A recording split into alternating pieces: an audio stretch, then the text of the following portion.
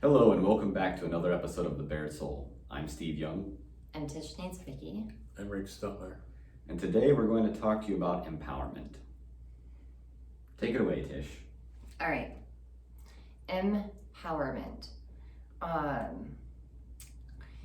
When we're talking about empowerment, we're talking about on an individual level. And with a lot of things going on in our country today, I think that it doesn't even have to be about what's going on in the country, just across the board. I think so often we're not even realizing when we are giving our power away. And sometimes we may do that because we want somebody else to just take care of things. So we'll give the power away. Sometimes we give our power away really unknowingly. Somebody may have shut us down and we didn't want to have a confrontation, or we didn't want to speak up for ourselves. And there are times where it's actually more beneficial not to, and I'm not talking about the sensitive subjects on either, on the edges here. But when we feel as though somebody said something really derogatory and we just allow that to pass, but then we're internalizing it, we're hurting about that. That's just one of a myriad ways that one can lose their power.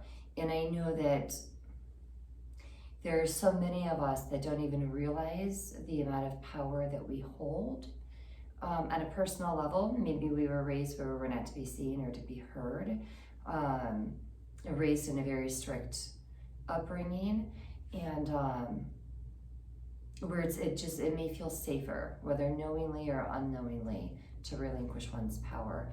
And hopefully we can, as we're discussing this video today, show you a path for those who may feel that on some level or in some aspects of life, to step inside your power to reclaim that. I think it's a natural part of the life cycle of being a human being, is going through situations where you give your power away so that you understand what that experience is like, and thus you see the value of having your power. And power in this instance is specifically about your own unique light being here and meaning something in this world. You as an individual human being and soul coming forth and contributing what that has to offer to the world. Not only that, I think you need to look at what feels right for you. If something doesn't seem right, it probably isn't right. And you need to, your voice, you have a voice, use it. It might not always be pleasant, it might always not be a happy thing, but each one of us as an individual has our own voice, and we have to do what comes naturally to us. If you're highly empathic, like we three are, sometimes you see things that other people don't. Let's think about a situation, a circumstance, Okay. a real life one. Anything come to mind for you guys? Where you felt disempowered. I'm thinking about even like a teacher shouting down a child because they have the authority, right? But Or even a parent, as a child, from the child's perspective. If you're a child and your parent is going through their own internal conflict, parent or parents, going through their own internal conflicts, and they're not seeing you, they're not hearing you. And maybe you're going through a situation where food's not being put on the table on an ongoing basis, and you're just not feeling like you're eating enough food, and you're coming to your parents and you're saying, "I'm hungry, Mom. I'm hungry, Dad," or whoever the parent or guardian is in the situation, and you're just not being listened to or seen, and they kind of shoo you away. You feel like that lost sense of self, as if you're invisible, and in that situation, you have no power, and it's taken away from you because you're that younger person and you have no control over that. And that can carry with you going forward if that's not addressed inside of you, to where you might repeat that cycle of just giving your power away because whatever you say or do is not going to mean something anyway. This is true, and it can also happen in the workplace. If people come to you and ask you for your ideas, and you give your ideas and they just blow them off, and and not even walk away and blow them off. They just, oh no, I don't want to do that. Well, then why did you ask me? They're not listening. They're, like you said earlier, they're not hearing you. They're not listening, and that can really affect you in a way. And so if we're conditioned to accept our powerlessness, then so we can look at it beginning in childhood, right? So maybe it's the parents, maybe it's the teacher, maybe it's I'm going to church and I can't ask any questions. It's just this is how it is. Mm-hmm. We get older, we get our first job, or we get into we start working, and then it's the hierarchy, right? Because it's usually we're feeling a loss of power from somebody that we see as some form of an authority figure, and it's okay to speak your I'm hearing like truth to power, but to speak your truth, and I can hear you wanting to put in there, so there's a difference between somebody rejecting or denying your contribution and you rejecting or denying yourself because of what they said. You do not have to accept their rejection as you rejecting yourself, and that's very important to denote there, because I've done it myself in my own life where I feel like I'm making an impact or a contribution to whatever it is, and the manager or the boss or the person just isn't hearing it, or just isn't seeing it, or just doesn't accept it. Mm-hmm. And I've taken it back on myself personally, personally, as if there's something wrong with me, or I'm not good enough, or I'm not wanted in this situation, and I made it my own problem internally, that I'm powerless, that I have no contribution here, when in reality that power still lies within you, and that rejection could be a redirection. It could specifically be just not the right place or time for the contribution that you have to give, but the contribution that you have to give fits somewhere else. And to not take that on a personal level because it didn't mean anything about you personally, even if it was intended that way on the other end. Somebody could be in a lower vibration and intend to harm you. This is true, and I think it's just extremely important to speak up. I mean, even if it doesn't work out, speak your mind, speak your truth. You don't got to be brutal about it, but it's like, just say what's on your mind, and not everybody's going to listen. I don't know of anybody who's been listened to totally. And that's part of the experience, right? Yeah, we're just learning to navigate through life. We're going to experience people, places, and things that knock us down a peg. And in reality, it's kind of healthy for our ego, where we might think we're high flying, something happens, and we're humbled. However, humbled is still that different energy from disempowerment. Yes, yes, and it's the recentering inside of us, from our soul to our human body, that says, I'm still here. I'm here for a purpose. I have my voice. I have my contribution, and taking that internally and not letting something external to us knock us down. Yeah, we'll use that analogy, I've got a good idea at work and I bring it to the boss. And they just don't want to hear it. It for that particular boss, it doesn't fit with for whatever reason. If I go home and say I'm just a loser, like what is wrong with me? I never should have said anything. That was a stupid idea anyway. That's where I've lost my power. It isn't in the words of being rejected, of saying no, although most employers would say, thank you for your idea, but for whatever reason, we'll take that under consideration is usually, right? Which means, yeah. So, right. But it's when I start beating myself up because of the perceived rejection, that's when I've lost the power. Because there was no power loss otherwise in that. It was an exchange of it was a conversation, an exchange of ideas. So it was nothing personal. When I take it personally, that's the loss of power. And then if we don't catch ourselves, or we're feeling that it can condition us in an unhealthy way.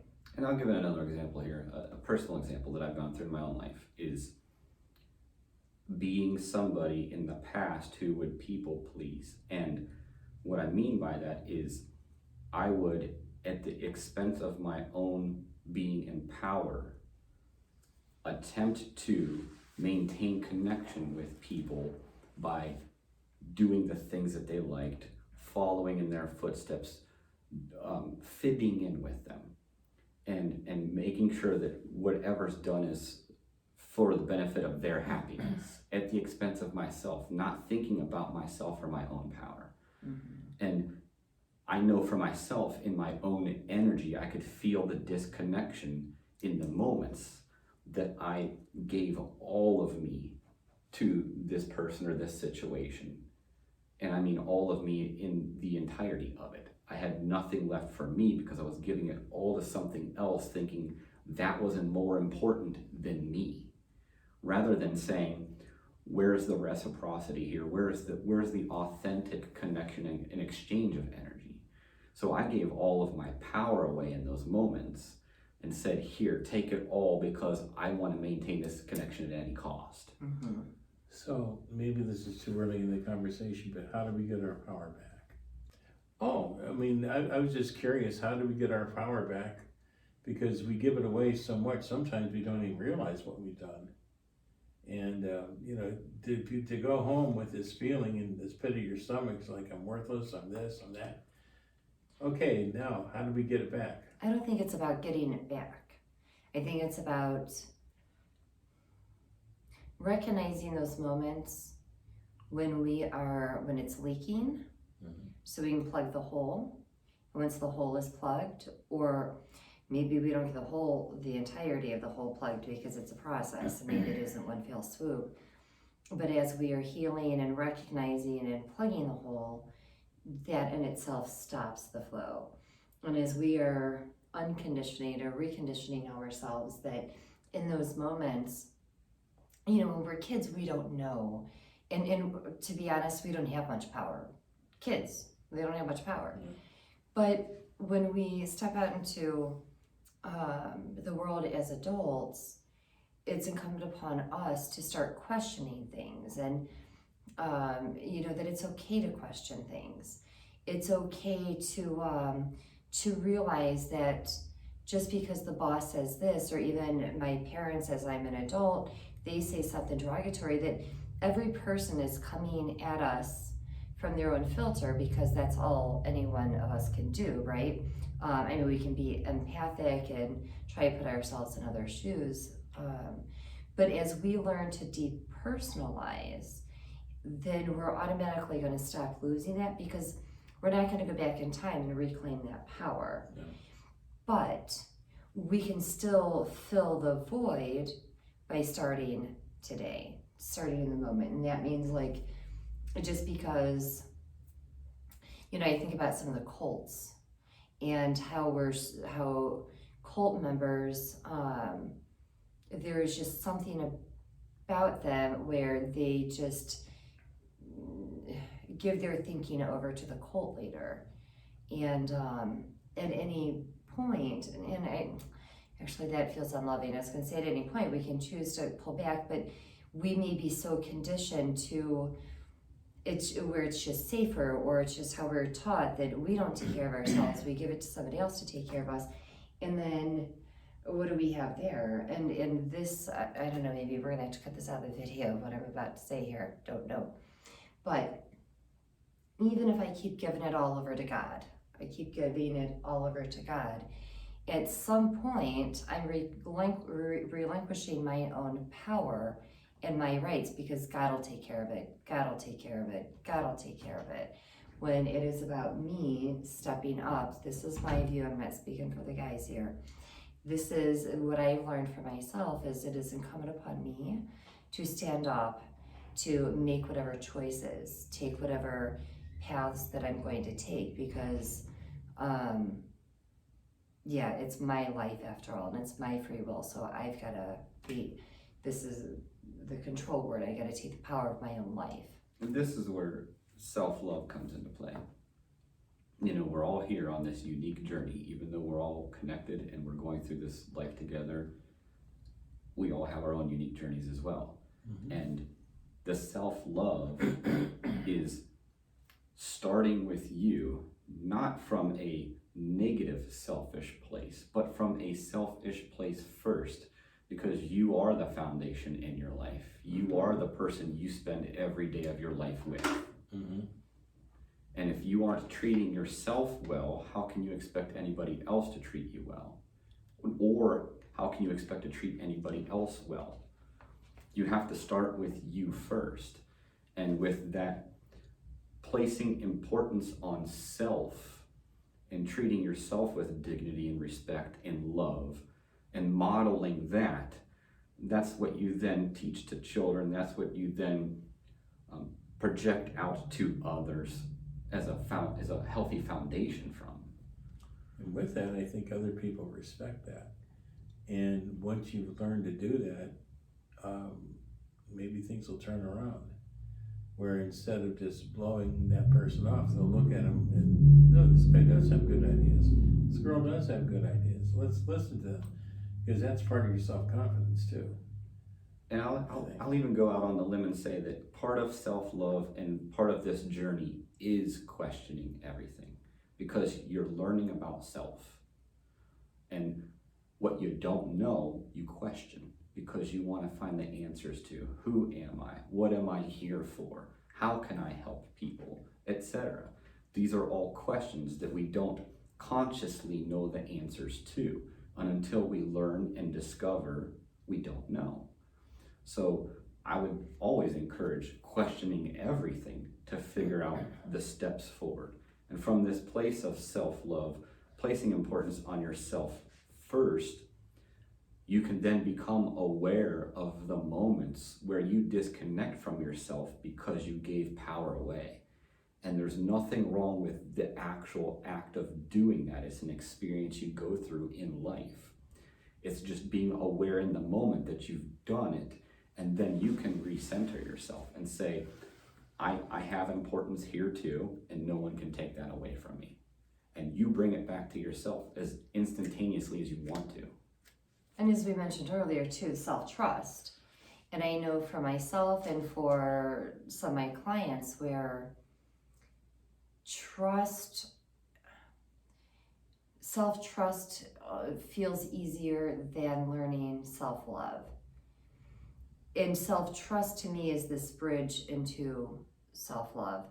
When one can start learning how to trust themselves, their intuition, how their body is feeling about a situation, instead of giving that power away to somebody else, trusting what you are getting, that can help guide us into that place.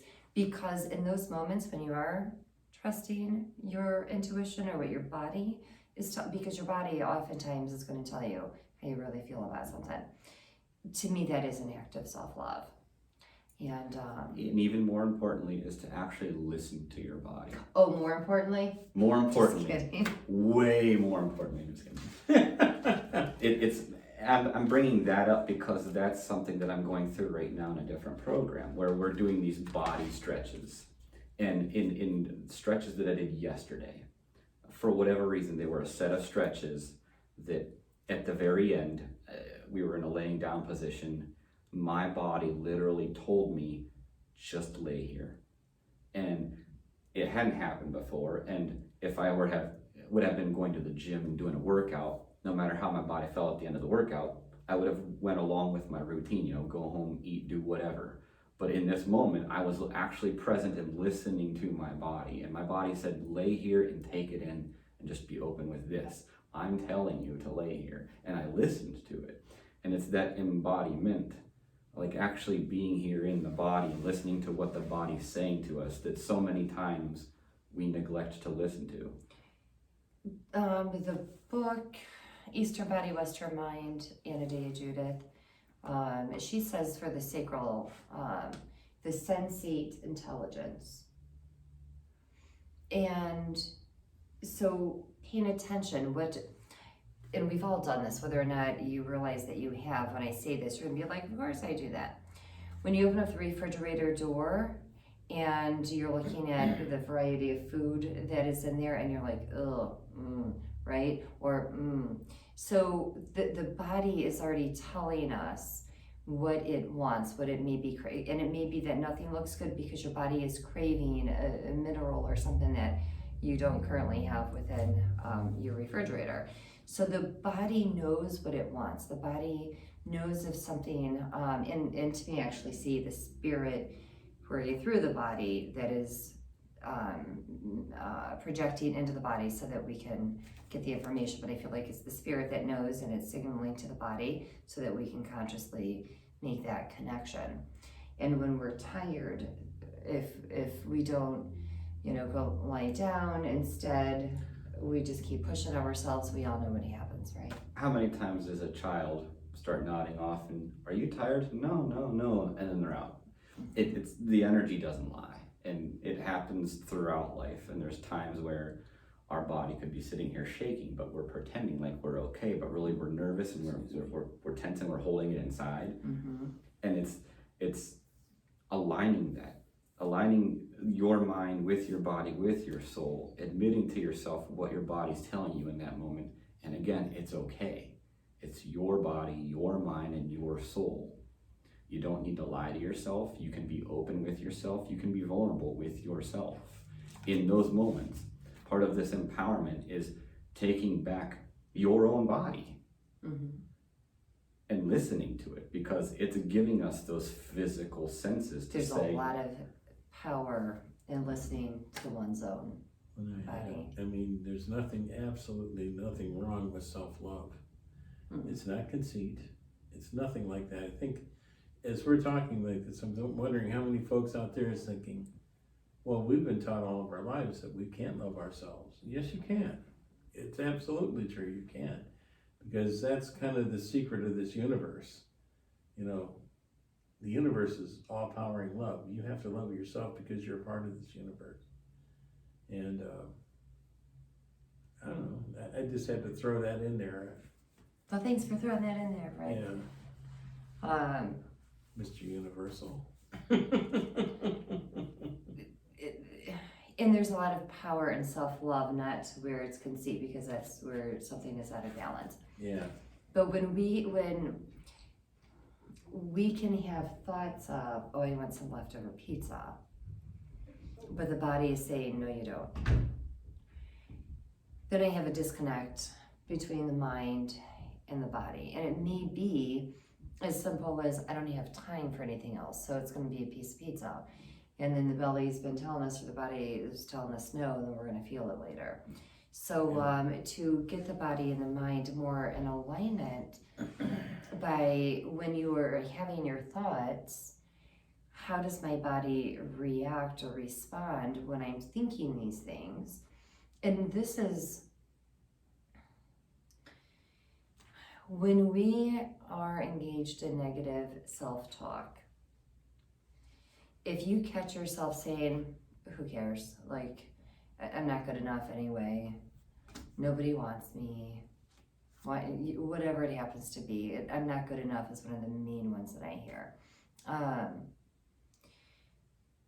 Tap into your body. What is your body telling you? If you were to say to yourself right now, I'm not good enough. You may feel the energy behind your eyes. Maybe you want to cry. You may feel something in your throat. You may feel it in your heart. You may feel like an upset stomach. Your body is letting you know that the words you just said to yourself are hurtful. They don't feel good. And if you were to change that around and say, you know what? My boss may not care about my ideas, but I know this is a great idea, and I have good ideas. I have good ideas. And as you're stating that in your mind, then see what your body is telling you. I have good ideas. Are you getting that same kind of pushback? Now, sometimes the ego will come in and be like, yeah, your ideas really suck, you know, but then it's pushing that out and getting back to what is my body telling me about it? Be honest with how you're feeling, because when you're honest with yourself, with how things are affecting you, emotionally, mentally, or otherwise, then you can be more honest with the people around you. And to me, that is empowering. You know, and another example of a practice that I like is taking your inner child and visualizing it as your actual child, and saying the same things to this visualized child that you've been saying to yourself, and see how you feel about it. If your visualized inner child is standing in front of you and you say, "You're not good enough," how does that feel to you? If you have actual children, it's even easier because you don't have to visualize, they're there. Imagine just saying these things to these children, how you feel and how they feel. Now think about how they feel in that moment as your inner child. Would you want to be saying that to yourself? I know for me, there's all sorts of feelings that pop up just even thinking about that. Like, I wouldn't want to talk to my children like that. So why would I want to talk to my inner child like that? Who is myself? And even though we're adults, we can start talking to ourselves in those loving ways. And similar to Steve, having the inner child come forward, if I'm not feeling seen or heard, and I'm feeling really uncomfortable in my own skin, and you know, to have that part of me to step forward and letting that part of myself know, I see you, I hear you, because ultimately that's what matters, is that I see myself, that I hear myself. So if things are, if other people around us are just in the energy where they can't hear us, that's okay. We are nurturing ourselves. We are, you know, so I'm asking, okay, you're getting my attention because I'm feeling off. My body is telling me. So that is your time to have that conversation with the inner child. Or it can even be a reflection of who you are right now today, my adult self looking at myself. You know, and then even though oftentimes doing that, so it may be a sense of rejection, which is taking me back to childhood, right? Or abandonment, or fear, or fill in the blank. Usually the root is deeper than that. But we can do those kinds of things. But we've got to be real about how we're feeling, be present in our bodies. To me, that alignment. And then I think it makes it easier when we are questioning other things, because we have our footing. We have our own footing in my own power. And when we can step into our own power and really feel sturdy, you know, we're not just standing on one leg, we've got both.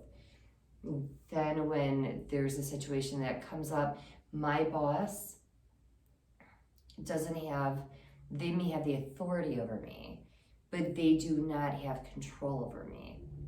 They cannot take my power unless I choose to give it to them. Absolutely. And that's a very deep personal thing. Yeah. Or parent as an adult, and still those that have their parents around. Yeah. And I also wanted to speak on the inner child just a little bit more and say, regardless of how old you are as a human being, that inner child is in there. You know, the child is what came in condition free. And the conditions started at a young age while we were children. So the conditions are what we work through in this life. Thus, we're always going to be working on that inner child.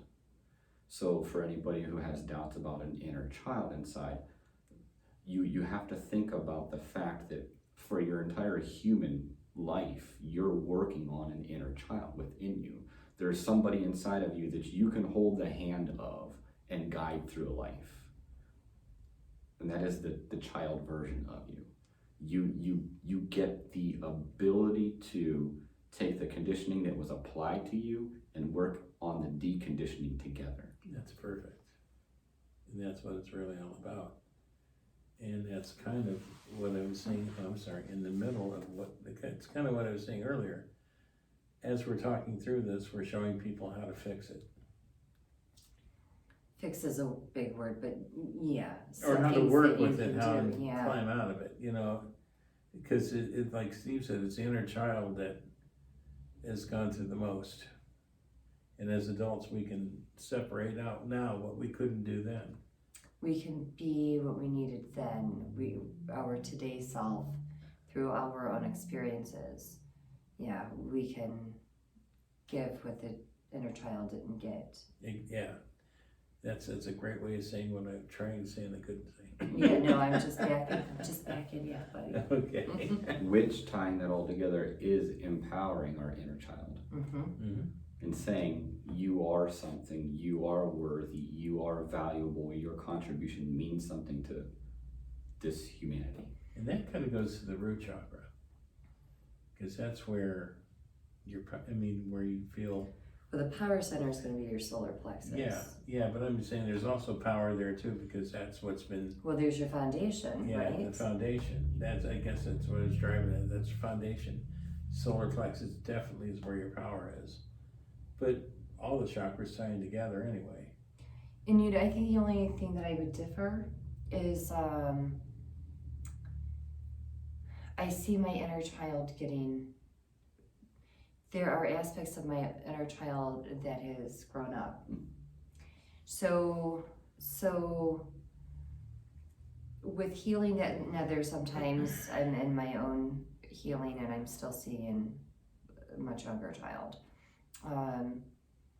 But by and large, I feel like my inner child is actually growing with me. As I am growing, she is growing. Yes. And Yes. so there may come a point for some who are able to work with their inner child to where it's just, to me, I see it as being integrated back with the spirit, like it's all one.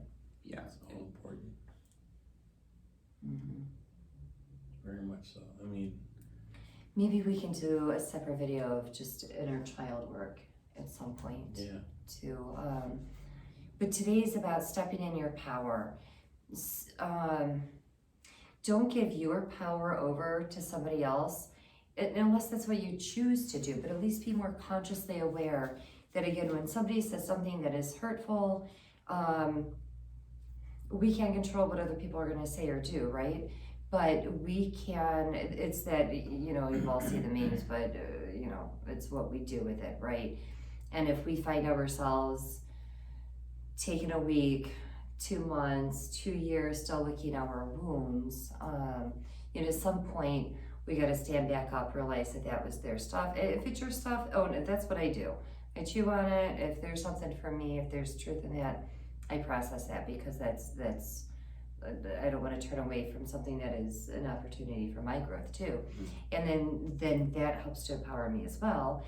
And then the rest of it, if it's just somebody is projecting their stuff from their life, I lovingly release it, because it isn't mine to hold anyway. And oftentimes, I may be sending love or whatever their way, as well as I'm lovingly releasing, and I get back within my power. And as we know, actions have consequences. So in the occasions that you do give away your power, you then see the consequence of doing that. And at what point does that become too painful to continue to go through? Mm-hmm. Conscious awareness. So if we were to recap conscious awareness, the inner child, speak to yourself as you would your inner child or a child, which is love and kindness and nurturing. Avoid taking things personally, because that's where we can leak like a sieve. Have presence, and when you're present, your body is giving you real-time signals if something's off or wrong, and listen to it, and allow your mind, body, and soul to align, and let that lead you. Yeah, because the mind can tell us one thing, the body can tell us something else. Yeah, spirit saying something else, bring them into alignment. Yeah. So if you're saying pizza and the body's going, oh, I don't do pizza, just try to get them. Listen. Be kind to yourself, love yourself. Everything else, once you start learning how to do that, a lot of this stuff will fall into place. Mm-hmm. So. Yeah, because there's such power in self-trust and self-love. Yeah, because like Steve said earlier, you're the one that's got to deal with you.